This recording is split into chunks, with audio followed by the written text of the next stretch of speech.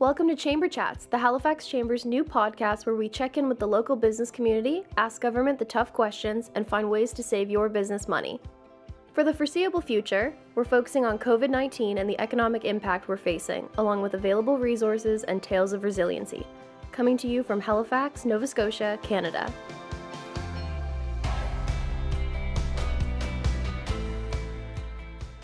Hello, everyone, and thank you for tuning in to Halifax Chamber's very first podcast episode.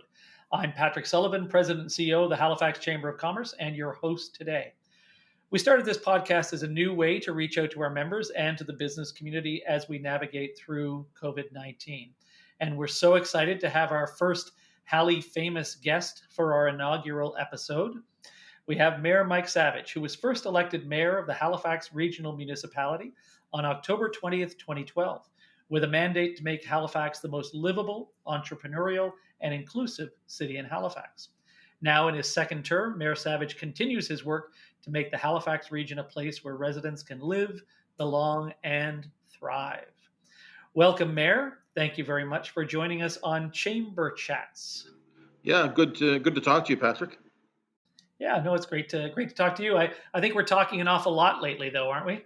We are, and I think the work that you've done, that you've led with the chamber since this COVID really came upon us. You've been having these calls. You've been bringing people in, bringing in information, all the orders of government and business, labor, not-for-profit organizations, and I think it's provided a real service not only to your membership but to governments who are trying to react to this. So it's really good work. No, that's great. Well, thank you. Yes, I think sometimes on the call, I seem to get a sense that sometimes you're trying to give some messaging as well to other levels of government. Yeah, I think there's that, because we are the order of government that has, I think, more, financial and legislative handcuffs than the others. So, but I'm appreciative. I mean, on those calls, Andy and Chuck from Andy Fillmore, Chuck from ACOA, Bernie Miller, I think everybody's really trying to put their shoulder to the wheel. This is unprecedented, and I think the work that's being done is really strong and is informed by work such as the stuff that you're leading with the chamber. Well, no, I appreciate it. Thank you very much, and it's a testament to the group, really. I mean, we've now got over 160 people on the call, and about 100 a day, I think, when we have the call. So it's great to do, but. I wanted to ask you, how are you and your family doing right now during this? I did see on Twitter that your wife was trying to give you a haircut. My wife is a saint, and we've been married for 33 years. We've survived a lot of challenges. I just thought that might be the biggest one, but she did a really good job. I think she's done really well with this, but I do look forward to supporting my private sector haircutter, Tufik, when I get back into circulation. But she did really well. Oh, that's great. That's great. Well, luckily you didn't end up with a hairstyle like mine. So, well, that was an option. That was an option. So tell us about Halifax or the city's response to COVID-19 so far. Yeah, so it's such a crazy time, and when I actually went into self-isolation very early on, just before everything kind of shut down, because we were told that we might be suspect to a potential third-party person who might have COVID. As it turned out, we were cleared, but gave us an early taste of what many people are going through. So, and from the city's point of view, the first thing we wanted to do was we wanted to reassure people, and particularly folks in our workforce, that as much as possible we would have their back and support them through difficult times, keeping in mind that it took a while as it had to, for governments to react to how they were going to support individuals and businesses that were affected by COVID. But our big challenges early on were things like transit. It was deemed an essential service. Healthcare workers needed to get to hospital, grocery store workers, drugstore workers, the people who work in the financial industry who still had to get to work, and their customers needed service, and that was in transit. So one of the first things we did, and a number of transit organizations did the same thing, was we moved to rear loading of the buses so that the operators wouldn't be subject to people coming on board the buses unguarded. And of course, what that meant was we couldn't take fares. So that's a financial hit. And then, of course, things like the parks and recreation. How do we manage those as the orders were changing from public health? And so there was the first week or so was really managing the crisis day by day with the extraordinary staff that we have, well led by Jacques Dubé, the CAO. And every day we would have a call, every single day, including Saturdays. We had a call at 8:30 in the morning with all the senior directors, myself and the deputy mayor, and we would go through what was having to happen, and it was pretty dramatic. We shifted though to what is the financial impact on the city, because it's very significant, and we knew that we would have to do something to support businesses and individuals who were hurt, lost their paycheck, stores that were closed, restaurants that were mandated to be closed. We know that we have to do something on the property tax issue, just as other orders of government are helping people as well. So that's been a big focus, and it led to the fact that we announced that 1,480 people who otherwise would be working with us, many seasonal term workers, wouldn't be able to. We wouldn't be able to hire them. We didn't have the work for them, and we didn't have the finances to pay them. And then we're reprofiling the budget so we can determine exactly how we can help people in other ways. And so it's been a busy time for sure. And but I'm very proud of the work that our staff and our councillors have done, trying to keep people up to date as to what's happening, trying to get feedback, trying to help where we can. And then, of course, everything just was shattered on Sunday with this awful news that started in Portapique and carried on down almost into HRM. So it's been a very traumatic time. Yeah, and I know you share, as I do, I suppose, the feelings of loss that I think all Nova Scotians are feeling right now with the activities over the weekend, and so many wonderful people taken so early. I hesitate to call it a tragedy myself. I mean, it's just because it was an individual. Those folks should be here with us today. So anyway, a terrible story. Yeah, awful. And I wanted to pick up on something you said a moment ago. I mean, you talked about transit. You talked about transit being an essential service, but there's been a real change, I think, and not only in Halifax, but across the country, where folks that we may not have thought that they were an essential service, and that's folks like transit drivers. It's folks like grocery store workers. It's farmers. It's so many people now that we realize are essential to our economy. Essential to the Halifax economy. Is that something that you foresaw at any point? I think you're quite correct that we think of essential service in terms of those traditional essential services, things like fire and police, and we recognized early on that transit was going to be an essential service, and even before it was deemed as such, we knew that we had to take extraordinary measures to keep it going, even in areas that were real hotspots. Like New York City and places, they needed to keep the transit going, or else the healthcare system could fundamentally break down. And so many people, I think you're right on the money that a lot of people we don't normally think of as essential. The cashier at Sobeys or Superstore, and at the pharmacies, they're coming to work. And I do think that Sobeys and Superstore have stepped up to assist their employees through this difficult time. But they're standing there, they're dealing with people, dozens or hundreds of times a day, doing work that puts them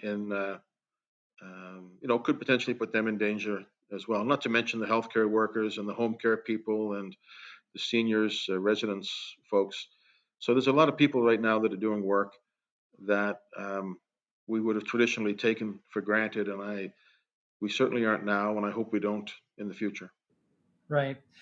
Has council had to be very specific at all about capital projects and what may be delayed in the future? Yeah, so we're reprofiling our budget. The budget was going to be passed on March 26th. I think it was the first council meeting that we had to cancel. We had a good budget with a good number of capital projects. We are going ahead with some of them. So some of the stuff that we're working with the province, for example, on we have a role to play in the new hospital, where we've been working with the province and trying to identify the parking and the heating plant for the new hospital. That's a big construction project. We worked out an arrangement with the province that we can both accept. There's a big project on the Windsor Street interchange that we want to get on with. These are projects that are funded, that are highly leveraged by other orders of government, and so they make sense. And it's work that can be done under the provincial order, state of emergency order. So we're trying to identify those projects, and then there will no doubt be some projects that we're going to have to look at and say that's something that may have to wait in light of the fact that we're going to be tens of millions, if not hundreds of millions of dollars in the hole once we figure out the whole tax deferral piece. So yeah, we have to look at every single priority that was in our existing budget and determine whether it's still the priority right now. Yeah. I mean, Halifax has seen so much growth in the last number of years from big investments, real estate development. We continue to see, real investment, immigration, population retention. I mean, we were on a pretty good track coming into 2020. Do you think this is a hiccup, or do you think this is, going to be longer term? What do you think at this point? Well, look, I don't think anything related to COVID is a hiccup. I think it's it's a bit of a structural alignment because I feel so strongly for businesses that are impacted as well as individuals. But I had a restaurateur tell me that when they opened their restaurant a few years ago, they thought they factored in everything, all the risk factors. A fire, losing a key person. What happens if the economy goes south? They didn't factor in a pandemic where they would be ordered by the government to shut down, and it's making them rethink whether they want to reopen. So I think it's going to have a fundamental impact in terms of our economy versus others. We're fortunate that we don't have the double whammy of the oil and gas shock that my colleagues in Edmonton and Calgary, Saskatoon, Regina, St. John's have.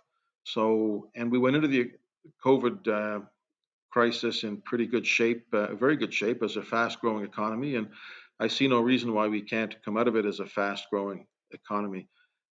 But I do think that there's going to be a period of adjustment, and that people's habits, spending habits, social habits are going to change. I think that's fundamentally what's going to happen, and hopefully we'll get back to a place where we can all get out and enjoy each other's company in a safe way again. But I think it's going to be quite a realignment of the economy. Yeah. Yeah. So you mentioned some of the other larger cities in Canada.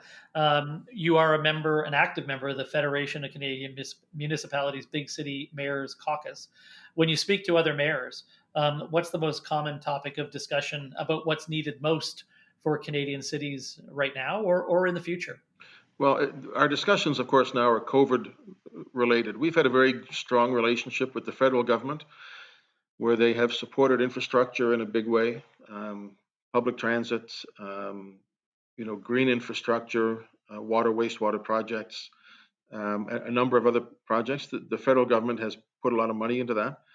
Our focus has changed. There isn't a city in the country that isn't facing a cash crunch. Toronto, I think my friend John Tory, I think he's losing 20 million a week on transit alone. And of course, the scale may change, but for all of us, that's a big issue. So we need some kind of help on operating, and I think it's going to come in the form of guaranteed loans because municipalities don't have the same access to money as other orders of government. We're also hoping that the feds and the province will consider looking at backstopping losses in transit, but also overall looking at our operating costs and recognizing, in the case of Halifax, 82% of our revenue comes from tax. If we defer a significant amount of that, then we're in the hole. And the services that we provide, police, fire, garbage, transit, these services are, if not all officially essential, pretty much essential. Imagine if we didn't pick up people's garbage for a month or a month and a half, Yeah. or the buses couldn't run. So we're looking for operating support, and I think both the feds and the province are sensitive to that. But everybody's building programs right now. I mean, the Yeah. feds and the province are. It's like building the airplane while you're flying it, situation. They're adjusting as they go, and I think they've done extraordinarily well.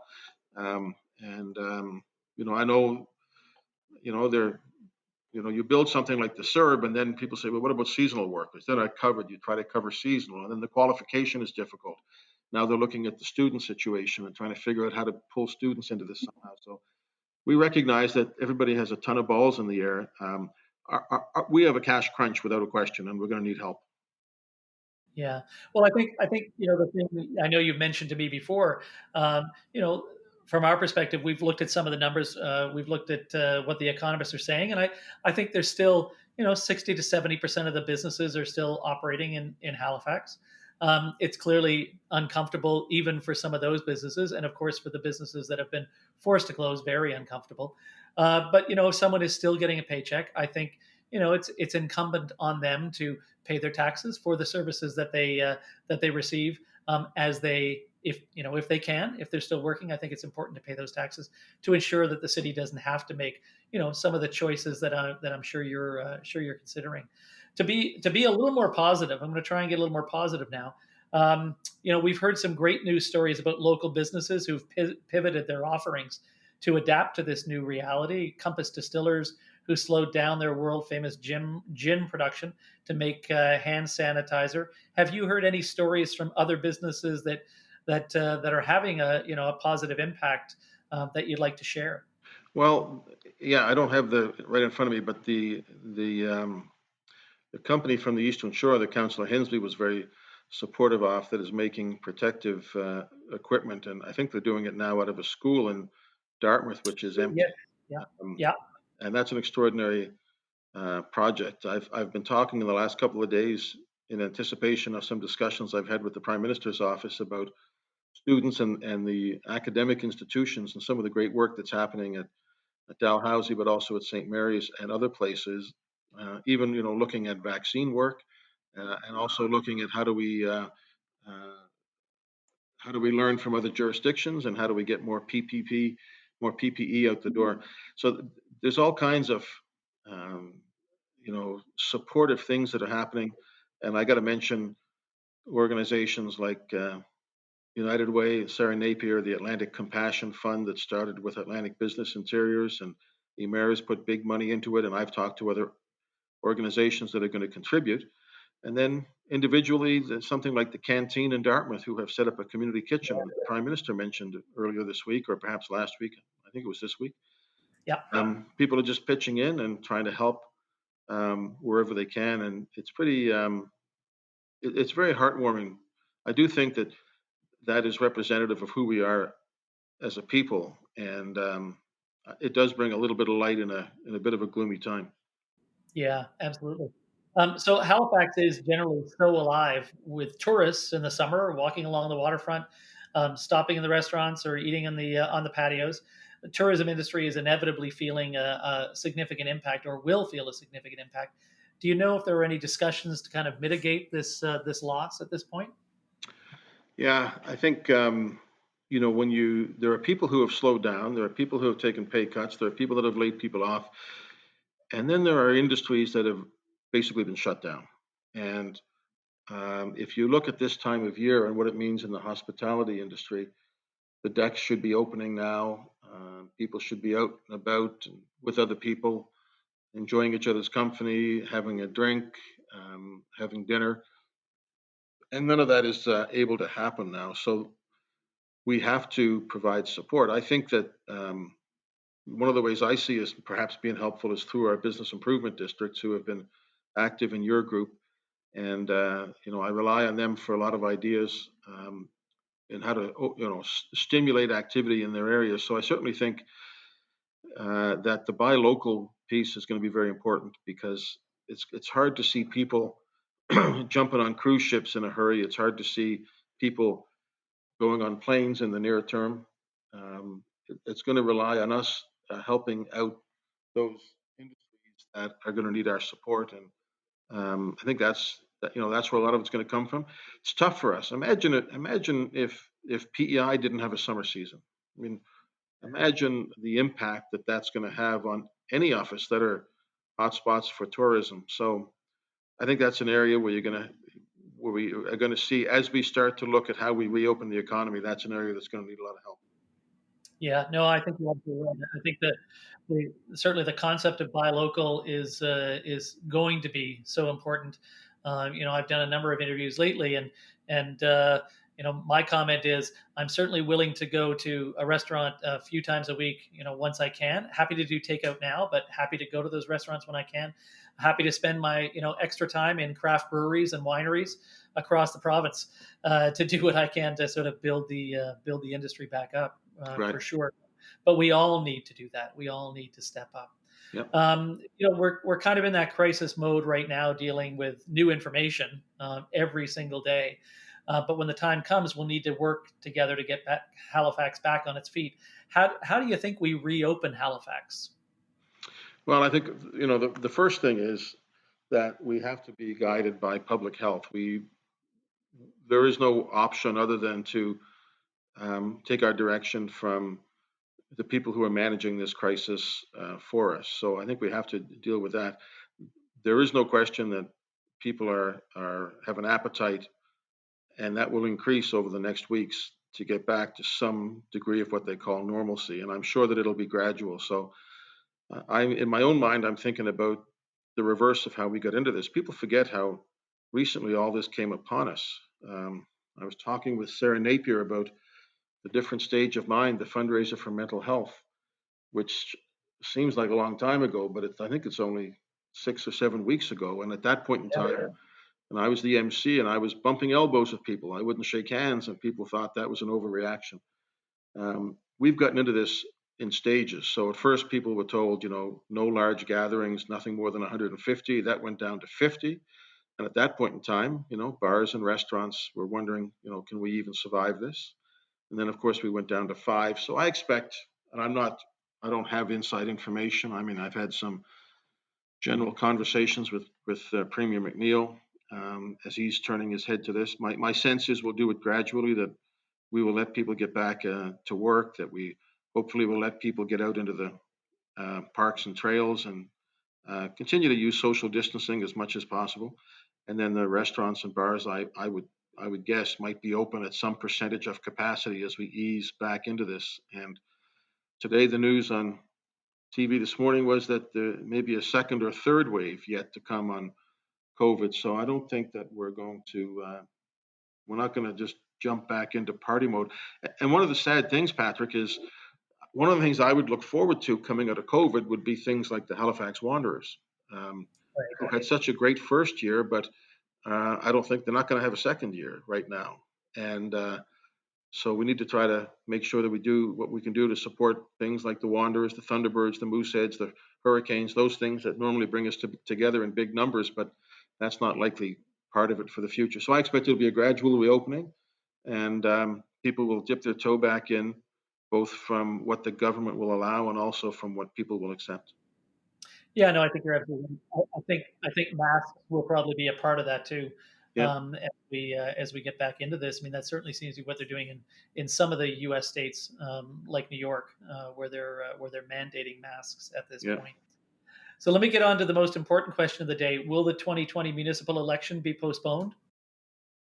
That's a good question. I don't know. That's not. I don't really think that's not my decision. It's not something that I really feel like I should opine on, other than to say that I think the reason to postpone. I'm hoping that we're back to some kind of what we might refer to as normalcy in advance of that.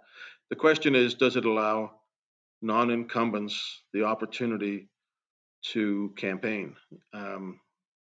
It seems unlikely that people are going to be knocking door to door this summer.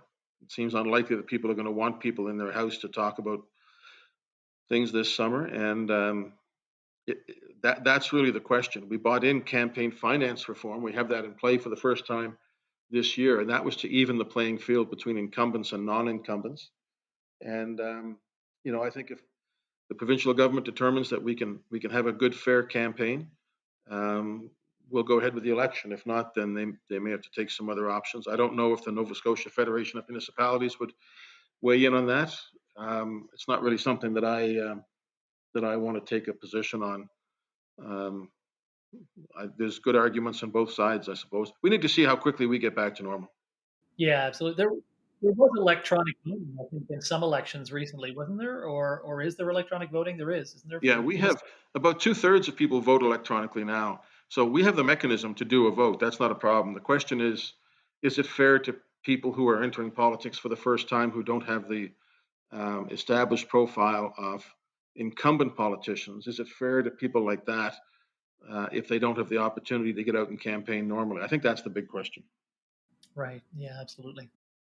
Well, I think that's all my questions today, Mayor. I really appreciate you joining us, in this time of COVID-19, which is, certainly a bit of a dark time, particularly this week. But I think, we are going to come out of this. Halifax is going to return I believe, to the growth that we had before.